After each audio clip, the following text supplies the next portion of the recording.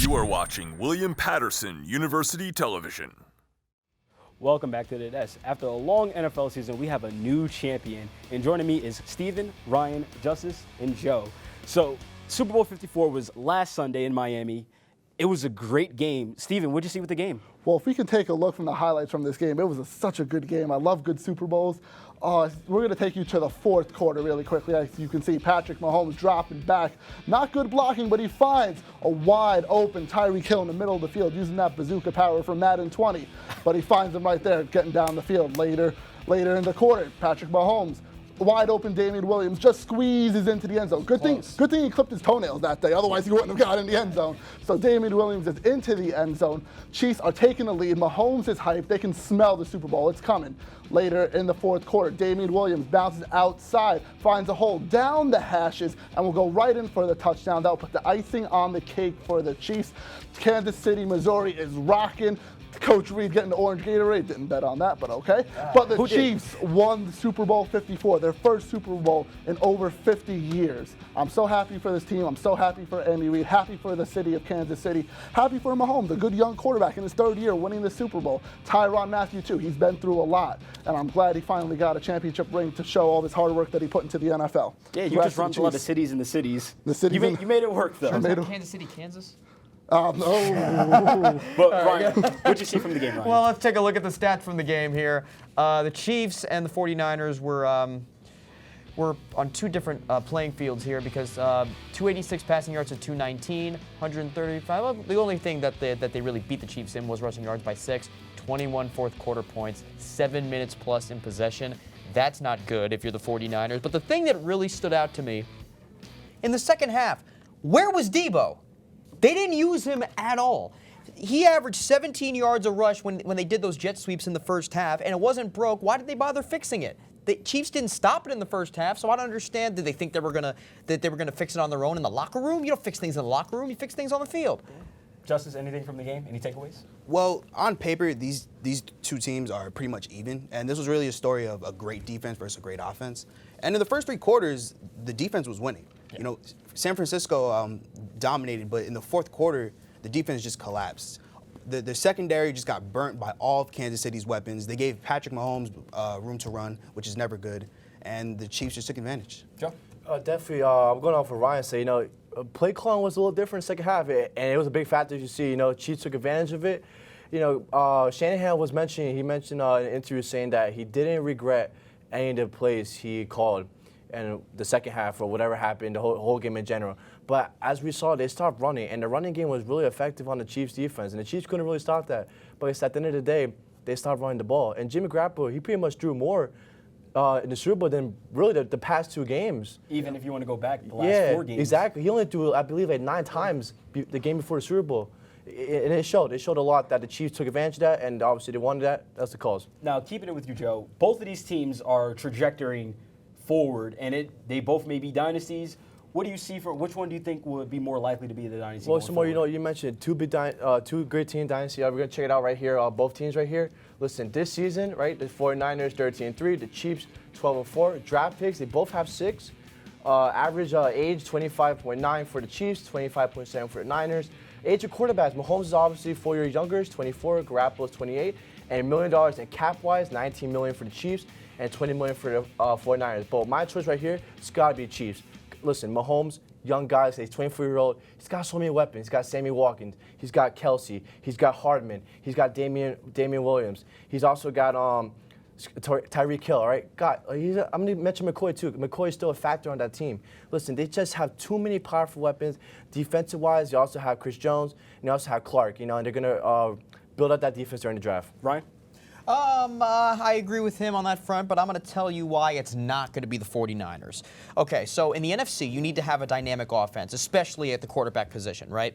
And Jimmy Garoppolo can't be trusted to throw a ball 30 times a game, and that's what he's going to have to do once the conference figures out how to stop the three-headed monster rushing attack. So that's what that is. Justis? I'm going to have to disagree with you.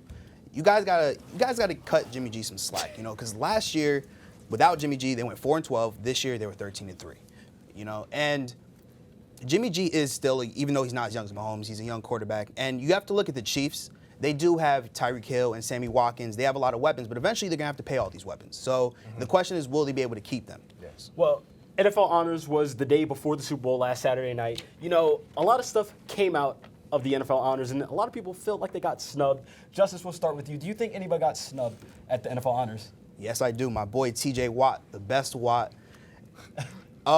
Usually, in the past couple years, the Steelers are known for their defense, but in the past couple years, it's been their offense.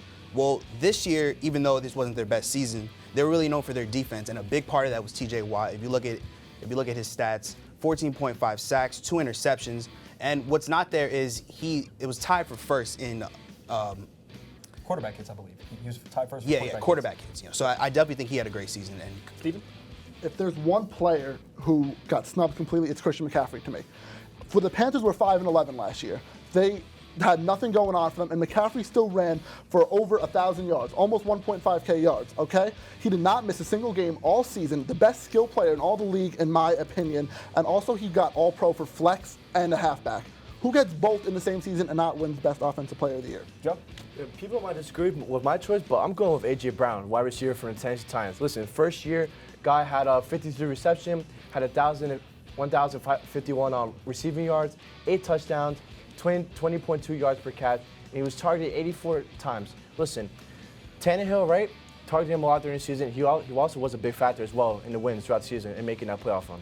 Right? I disagree with Joe. I got Josh Jacobs as the Offensive Rookie of the Year. Let's take a look at what he did. Over 1,100 rushing yards, 1,100 receiving yards, 5 yards a rush, only 3 fumbles lost. And Kyler Murray won that award. I think that when you're giving out that award, you need to look at it based on how good the other players at that position do. Kyler Murray was in the bottom half of quarterbacks in the lead. Josh Jacobs was in the top 6 running backs in the league. So it's quarterback bias at its best. As we just talked about all younger people, let's take it back a little bit. You know, the New England Patriots, they have a quarterback. He may not be there. He may be there. Let's hope that he's not there anymore.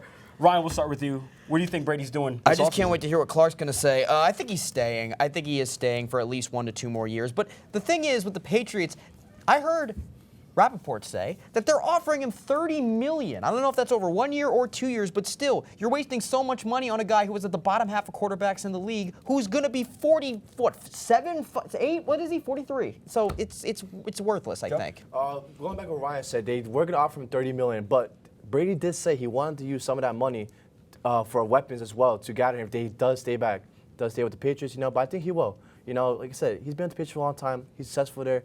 Give him some weapons. Guy's going to be magical again. Steven? He's gone. He's out of there. He's out of New England. My boy Tom Brady is going to the LA Chargers. All right? Let me tell you why. First off, old people like warm weather. All right. Old people like warm weather. They have a new stadium. He has great weapons around him. He has Keenan Allen. He has Melvin Gordon, a new stadium. I think he can carry this team to a playoffs. Who knows? So you replace one old guy with another old guy. That's the success. No, they're not going to. Justin, what you got? I'm going to agree with you. I do think that he's off the Patriots, but I think he's going to go to the Raiders. The Raiders are moving to Las Vegas, so that's a new fan base. Think Brady wants to gamble a little bit? Absolutely. He's already gambling playing at this old of an age. But I think he would fit good on the Oakland Raiders. You have a semi-competent coach in John Gruden. And there's a couple weapons on the Raiders, so I think that, it's too late to try for the XFL, so I think he's going to go to the Raiders. We're all comm students up here, and we all know a little bit about some of the technical stuff that goes behind the scenes. And, Fox, they had a new graphics package during Super Bowl 54. So if we could take a look at them, they're very nice to me. I like them, the cartoonish characters. But what are you guys' thoughts on this? I feel bad for because our nice producer, Al Clarke, before this, shout out to Al, he told us that they hired an artist to draw 15 players from each team.